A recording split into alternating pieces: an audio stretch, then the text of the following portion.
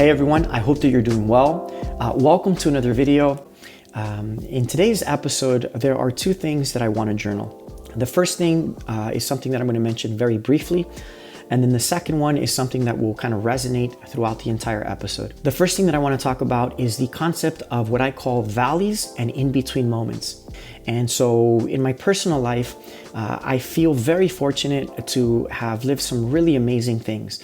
I've gotten to travel, I've gotten to see some amazing places, I've gotten to experience what I call the highs of life. And I've had quite a few of them. And one of the things that I've realized about these highs is that they don't last forever. And so oftentimes after a beautiful period, I will find myself dipping down into what I call these valleys or these in-between moments. And in the past, this drastic change would destabilize me. It would depress me. And a couple of years ago, I had this epiphany that these in-between moments were actually phenomenal opportunities for me to explore my curiosities, for me to attempt the things that I've always wanted to try, but just never did, whether it was due to a lack of self-esteem or whether it was due to a lack of time. And I'm mentioning that in today's journal, mainly because I currently find myself in one of these in-between moments. And when it comes to photography, one of the things that I've been quite curious about is the concept of developing a solid JPEG workflow. I will always edit my pictures when I can, but I do think that coming up with a strong JPEG workflow can be quite useful in instances where I have to show a cohesive body of work while I'm traveling, for example, but I don't have the time to edit. And so in today's video, I'm going to take you with me as I go back to Hollywood, and I'm going to be using a recipe that I call the -5, -4 recipe. Honestly, I don't care about names. You can call it whatever you want.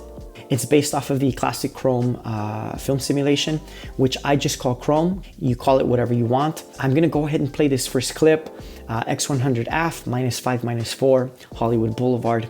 I hope you enjoy.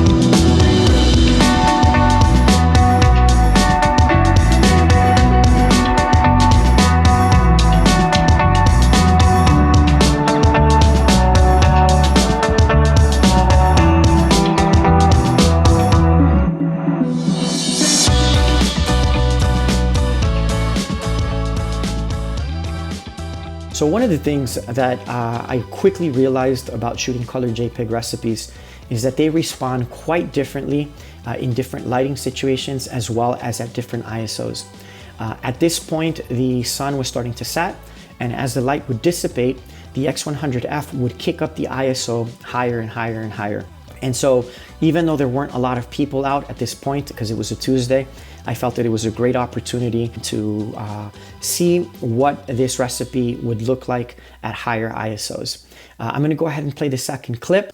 Enjoy.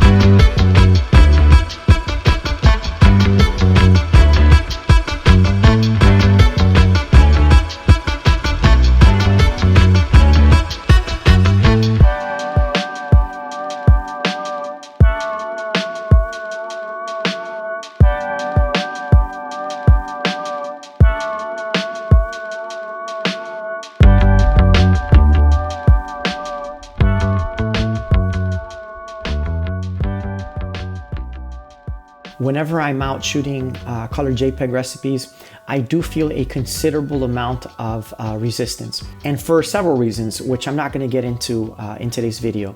But one of the main reasons why I think I feel resistance is just because I absolutely love black and white photography. Black and white photography for me is just a very special genre of photography. And in addition to that, the black and white JPEGs that I get straight out of camera from all of my Fuji cameras, I find them to be quite good.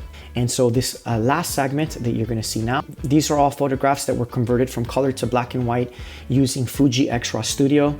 And basically what that means is that they look exactly the way they would have looked had I input the recipe that you're seeing on the screen into my X100F straight out of camera. All in all, I hope that you enjoy this last segment. If you happen to find yourself in one of these in-between moments, I hope that it's as beneficial for your growth as it is for mine. Have a wonderful morning, afternoon, or evening, and I'll see you in the next video. Take care. Okay, bye.